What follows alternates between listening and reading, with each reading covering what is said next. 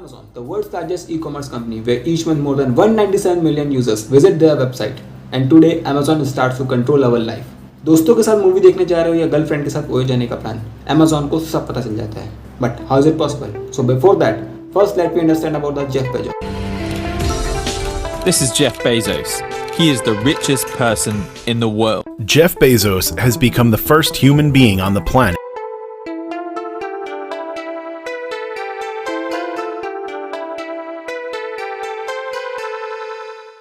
In 1986, after graduating from the college, Bezos started his first job in a Fintel telecommunication startup. उसी time पे internet की growth को देखते हुए, he decided to quit his job to build his own startup for selling the books through the internet. सबसे पहले Bezos ने अपनी कंपनी का नाम कडावरा रखा, जो कि कई बार चेंज हुआ, बट एट लास्ट ही फाइनलाइज द नेम Amazon.com, जो कि ये नाम दुनिया की सबसे बड़ी रिवर Amazon से रिलेट करता है. And now today, Amazon is not a single company; it is a multinational technology company, जिसमें Amazon Prime, Amazon AWS server, which is the one of the most valuable business from the Amazon Kindle, Amazon Alexa, Amazon Music, Amazon Cloud, Amazon Fresh, last but not the least, Amazon Pay. साल 2002 में Amazon company अपने AWS servers को launch करती है, जिसके through वो अलग अलग कंपनीज को अपने सर्वर्स को रेंट पे देती है, जिसके थ्रू वो वर्ल्ड का 70% डेटा अकेले ही कंट्रोल कर रही है. आप बोलोगे कि why companies are rely on the Amazon servers? Because companies को डेटा स्टोर करने के लिए क्लाउड स्टोरेज की रिक्वायरमेंट पड़ती है, जो कि Amazon के सर्वर बढ़िया स्केलेबिलिटी के थ्रू बेस्ट प्लान उन कंपनीज को प्रोवाइड कराती है, जो कि उन कंपनीज के इंफ्रास्ट्रक्चर के लिए बहुत ही वैल्यूएबल होता है. And that is very dangerous for us. अब अगर ये इतना ही डेंजरस है तो गवर्नमेंट इस पे कोई एक्शन क्यों नहीं लेती? लेगी भी कैसे भाई, क्योंकि यूएस गवर्नमेंट का डेटा Amazon के सर्वर्स पे ही स्टोर होता है. And now in 2008 Quidsi starts to compete the Amazon, और ये चीज Amazon से देखी नहीं गई. Quidsi, which also operates the e-commerce site diaper.com, beautybar.com and soap.com.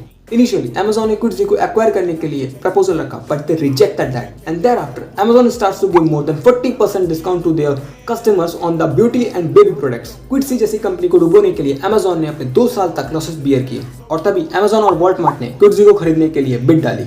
And then Amazon acquired Quidsi for $545 million.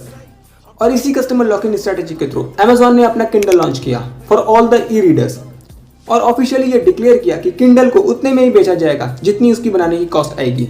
But Amazon charge the subscription for a particular book to all their e readers on the weekly, monthly, yearly basis. Amazon का business एक flywheel की तरह है, जिसको जितना घुमाओगे वो उतनी तेज घूमेगा. सस्ते दामों में सामान बेच रहे थे, जिससे कि कस्टमर खुश हो रहे थे, लोगों को यूआई अच्छा लग रहा था, और कस्टमर्स की क्राउड आ रही थी, सेलिंग कॉस्ट बढ़ रही थी, जिसको देखते देखते और सेलर्स और कस्टमर्स भी आ रहे थे, और Amazon का प्रॉफिट आसमान की ऊंचाई को छू रहा था. कंपनी को भर भर के प्रॉफिट हो रहा था, जिससे कि कंपनी अलग अलग फील्ड में एक्सपेंशन करती जा रही थी, जैसे कि लॉजिस्टिक्स. और इसी के थ्रू Amazon के पास more than 80% share e book का है. Amazon ने लॉजिस्टिक के सेक्टर पे उस टाइम पर एंट्री करी जहां पर FedEx और UPS जैसी बड़ी कंपनियां पहले से ही एस्टैब्लिश थी, बट Amazon ने इनको भी नहीं छोड़ा. Amazon grabbed left their customers as well. Amazon अपने फुलफिलमेंट सेंटर्स को स्टैब्लिश करके अपने प्लेन्स के थ्रू गुड्स की सप्लाई करता है, और बाकी कंपनीज को इन सर्विसेज को सस्ते दामों में प्रोवाइड कराता है, जिससे कि FedEx और UPS का मेजर पोर्शन कस्टमर्स Amazon पे शिफ्ट हो जाता है. Amazon यहीं तक नहीं रुका, इन्होंने अपने कस्टमर्स को अट्रैक्ट करने के लिए उन पर स्कैरसिटी बिल्ड करी. मतलब कि जब आप कोई सामान परचेस करने जाते हैं तो उस पर सस्ते प्रोडक्ट भी रिकमेंड करता है, और उस पर वन स्टॉक हरी अप ऐसा लिख के आप पर स्कैरसिटी बिल्ड करता है, जिससे कि आप सामान जल्दी बाय कर लो. और इसी के चलते कंपनी ने अपने डोमेन पे वन क्लिक बैक का ऑप्शन भी दिया, जिससे कस्टमर्स अपनी कार्ड की डिटेल फिलअप करके उसको सेव कर देते हैं, और उन पर फिर स्कैरसिटी बिल्ड करी जाती है, और उनको सोचने का मौका भी नहीं मिलता, and they bought that product unless उनको उस प्रोडक्ट की नीड भी नहीं होती. पहले के डिकेड में कंपनी को ज्यादा प्रॉफिट नहीं मिला, क्योंकि जेफ बेजोस कंपनी का जो भी प्रॉफिट होता था वो री इन्वेस्ट कर देते थे. बट फ्रॉम 2016-17 से कंपनी को डे बाय डे ग्रोथ होने लगी.